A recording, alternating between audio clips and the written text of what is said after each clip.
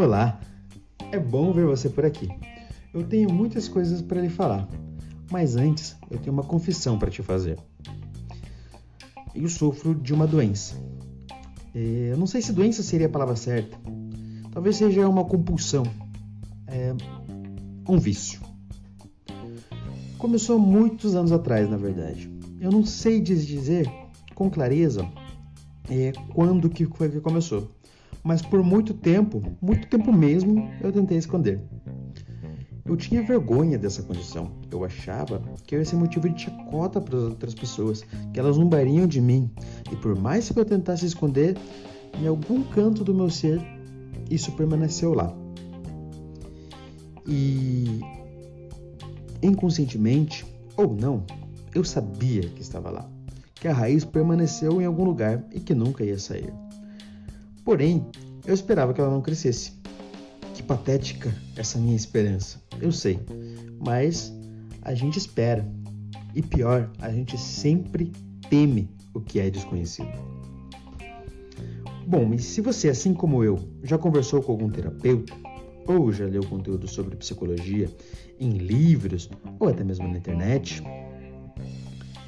e na verdade, que tem muito assunto no YouTube e no Insta hoje em dia sobre isso. Bom, enfim, se você entrou em contato com algum desse material, com algo sobre esse assunto, você sabe que reprimir algo, qualquer coisa que seja, é muito danoso e prejudicial para a nossa saúde. E eu sabia também. Mas mesmo sabendo disso, eu reprimi por anos e anos essa coisa. Sempre que me brotava algum ímpeto dela, eu forçava para que ela desaparecesse. Porém, constantemente, ela ressurgia mais forte e mais forte. Até que teve um dia, aquele dia. E o que aconteceu naquele dia é o que eu vou te contar agora. Já faz algum tempo, na verdade. Mais de 1 ano ou 2. É que depois desse fato, eu não tenho muito mais atentado à cronologia da minha vida. Bom, enfim. Aquela fase da vida estava muito penosa para mim. Eu tinha terminado um relacionamento há alguns meses e eu ainda não havia superado esse término. Porém, eu estava tentando seguir em frente. Eu estava conhecendo uma pessoa nova. Acredito que foi um grande erro ter focado muitas das minhas esperanças, talvez todas que me restavam, nessa pessoa. Mas enfim, foi o que eu fiz. Eu podia ter focado no trabalho, pois assim eu me distrairia das mazelas da vida amorosa. Mas as coisas não iam bem no âmbito profissional também. Por mais que eu produzisse tudo que eu podia no trabalho, eu me sentia completamente inútil. Eu podia ter focado nos estudos. Infelizmente, eu fiz justamente o oposto. Abandonei a faculdade e atrasei diversas matérias. Bom, claramente eu estava deixando uma área da minha vida afetar as outras negativamente. Eu não ouvia mais música, eu não lia mais, eu não fazia nada para me divertir. Eu não tinha vontade para isso. Eu não tinha motivação. E eu ficava esperando por ela. Naquela época, eu achava que o que vinha primeiro era a motivação. E depois, eu ia agir por causa dessa motivação. Hoje, eu entendo que o que vem primeiro é a ação. E só depois a motivação. E elas se retroalimentam muitas vezes. Outras vezes não, tá tudo bem. Mas, sinceramente, aqui entre nós, foda-se a motivação. Quando se faz as coisas, mesmo sem motivação, a vida flui. Porque a vida é isso, a vida é fazer coisas. No final de contas, o maior problema é fazer algo por obrigação. Aí sim. Bom, desculpa pela fala prolixa, vou voltar ao ponto. Eu já não estava mais disposto a nada. Só que eu estava muito esperançoso com esse novo relacionamento. Além do fato de eu e ela combinarmos em muitos aspectos. E eu achava a inteligência e a beleza dela claramente acima do comum, pelo menos para minha opinião. A gente tinha conversado e nossa conversa, ela fluía de uma forma graciosa, uma maneira que eu adorava, assim, ficar falando com ela, de forma espantosa. Eu estava muito empolgado, mas muito empolgado mesmo, com a ideia de olhar novamente no brilho dos olhos dela. A gente tinha um jantar marcado. Eu já tinha escolhido o melhor lugar para levar ela. tinha averiguado se os pratos eram de acordo com o gosto dela, como eu faria para buscá-la e levá-la de volta. Eu já tinha separado o dinheiro necessário, o orçamento, e já tinha feito uma reserva extra, caso algum incidente acontecesse.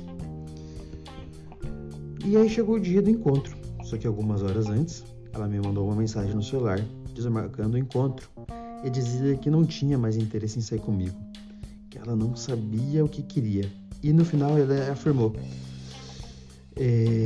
que qualquer convite que eu fizesse para interagir com ela, futuramente ia receber uma resposta única.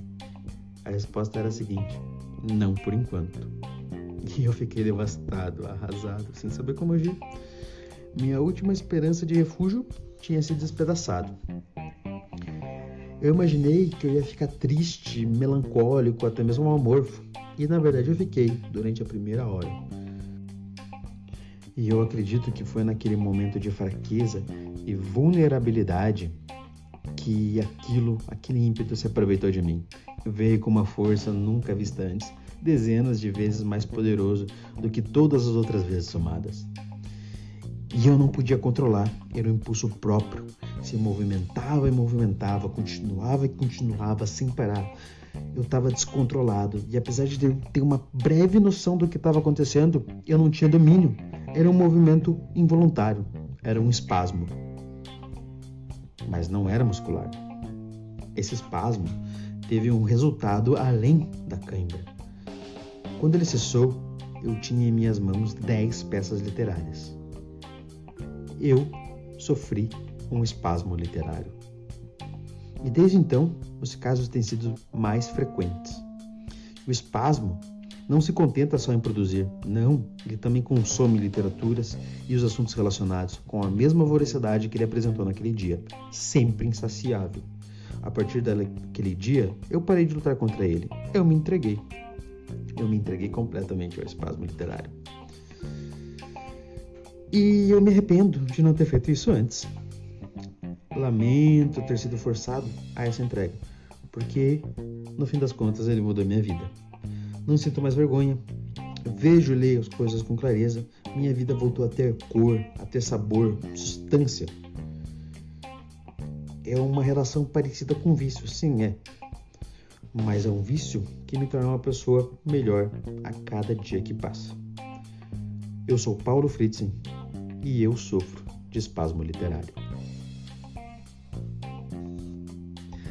Então, se você gostou desse conto, se você se identifica comigo, de alguma forma, você tem esse ímpeto pela literatura, tanto consumir, que na minha opinião é uma das coisas mais prazerosas que a gente pode fazer hoje em dia, que é consumir a literatura, e também quanto produzir e escrever, eu sou suspeito para falar, claro, porque eu gosto de escrever, literatura de qualquer forma que seja conto, seja poesia, seja uma novela, romance, seja um parágrafo, seja um livro, seja qualquer forma de escrever alguma história, qualquer método de contar a história de forma literária, eu te convido a acompanhar o Espasmo Literário.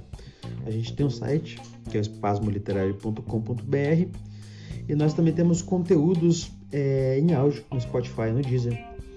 Eu agradeço muito por você ter ficado comigo até aqui e até a próxima.